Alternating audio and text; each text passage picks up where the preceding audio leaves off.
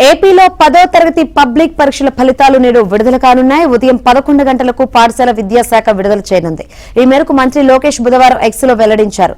విద్యార్థులు online website లో ఫలితాలు చూసుకోవచ్చన్నారు. అలాగే మనమిత్ర వాట్సాప్ నెంబర్ కు మెసేజ్ చేసి కూడా తెలుసుకోవచ్చన్నారు.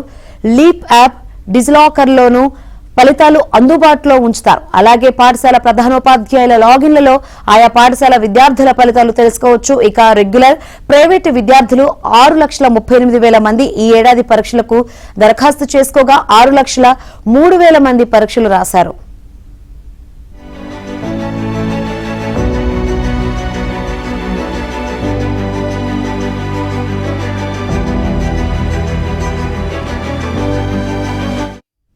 ఏపీలో 10వ తరగతి పబ్లిక్ పరీక్షల ఫలితాలు నేడు విడుదల కానున్నాయి. ఉదయం 11 గంటలకు పాఠశాల విద్యాశాఖ విడుదల చేయనుంది. ఈ మేరకు మంత్రి లోకేష్ బుధవారం ఎక్స్ లో వెల్లడించారు.